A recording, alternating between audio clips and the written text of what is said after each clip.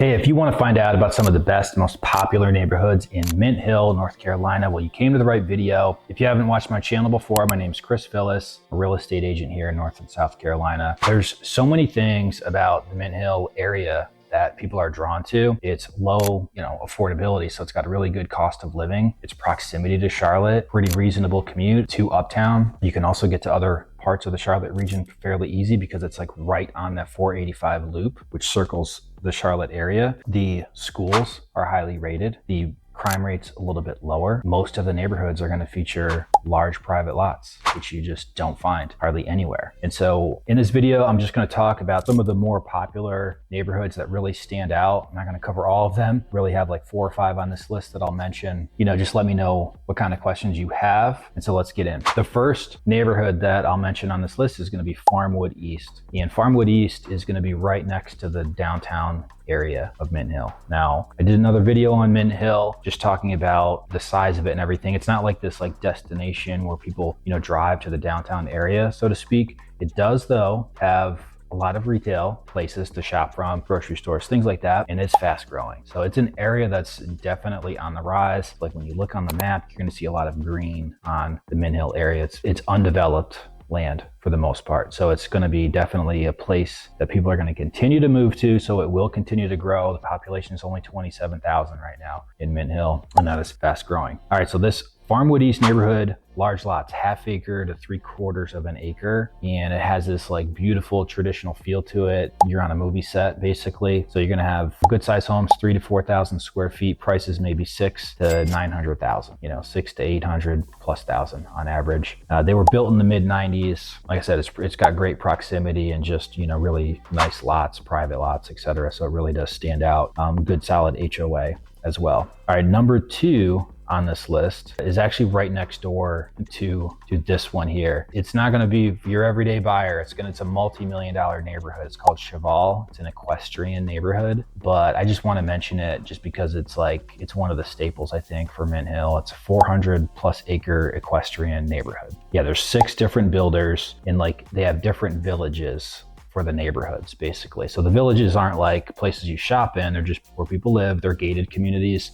You're like $2.5 million to live in Cheval. They have horse farms throughout. It's a pretty cool place to at least know about. You want to mention that. It's also right next to downtown. A couple of others here. So Meadow Vista is a new neighborhood, is also right next to downtown. It's 2,400 square feet all the way up to 4,300 square feet. Price point's been at like 600,000 to 800,000. Those were built in 2024. Those are on smaller lots. So just, it's something that you see. So these newer communities, they're likely not going to be on, 1/2 acre lots. So that's one of the draws though for Mint Hill is these neighborhoods that were built in the late 90s, early 2000s. They built them on very large lots. You would see 3 or 4 homes on that same lot right now. And so there's going to be a trade-off. Some of those homes, they're 20+ years old at this point.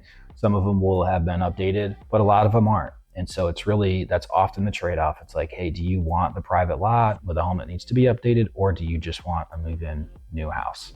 The move-in new house likely is going to come with a much smaller yard, but they still do come with yards. So the ones in Meadow Vista have a good sized yard. It's going to be I think they're maybe 0.18 or so, just kind of, for context there. Another neighborhood here on this list is Summerwood. So Summerwood was built also in 2015, but they do have good sized lots, 3,000 square feet to 6,000 square feet. And they have a wide range of properties. So cottage style all the way up to large estates. The HOA has a pool, playground, and the prices are around 675 up to 900,000. But there's walking trails in the neighborhood, and a lot of the homes are brick there as well. And so that's a nice feature, which we don't often see anymore, brick homes. Another community, if you really like brick homes, would be Oxfordshire. Almost all these homes are brick.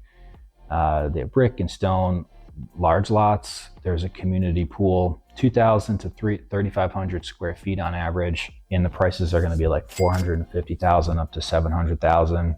And those were built in the early 2000s. I guess one more on this list, I'll mention another new home community by Pointe homes. I'm actually I really like Tri Pointe Homes. They're a builder. They build a really good product at a very reasonable price. One of the features I like that they almost always do is put 9-foot ceilings on both levels. So a lot of the new home communities will do 9-foot on the main level and then 8-foot on the second level. And so they just automatically do 9-foot on that second level. So when you have a smaller house, a lot of times townhomes, they'll do 9 feet, but like it really adds to the space. Like it just feels so much bigger when you have the higher ceilings in there. So that's something that I like that they do. So they have that Alton Creek community. There's 83 home sites there, you know, call it 2,000 square feet to 2,500, 3 to 5 beds, 2 big garages, 5 different floor plans. The prices are 500 to 600,000 after like all your design options are selected, and that neighborhood's also close to like downtown. And so Mint Hill, you have Veterans Memorial Park. That's the big park there where like there are sports fields and things like that. And then you have, the Stevens Creek Nature Preserve, and that's like 280 acres of protected wildlife. There's a walking trail there, so it's really beautiful. You know, Mint Hill, it's going to offer more privacy, and that is definitely one of the big draws there. Obviously, like I said, with some of the newer communities, you're not going to always get that same level of privacy, but it's still going to be a smaller town feel than certainly living in Charlotte. You're going to get more bang for your buck, so to speak, in Mint Hill than you will in Charlotte. It's really almost always about the commute. Does the commute work for you? And that's something that you want to, you know, obviously take a look at depending on where you are. I will say, if you work at the airport, it's really hard to live in Mint Hill because it's on the other complete opposite end of the Charlotte area, you know, and that could take you an hour to get to and from the airport, basically. So that's probably the one place that's like almost automatically going to be a no for. But you can get north really easily, much easier than you can go south. So when you're in Mint Hill's on the east side, like if you're looking at the loop, the 485 loop, it's, you know, Charlotte, Uptown is in the middle. Mint Hill's at like 4 o'clock, basically.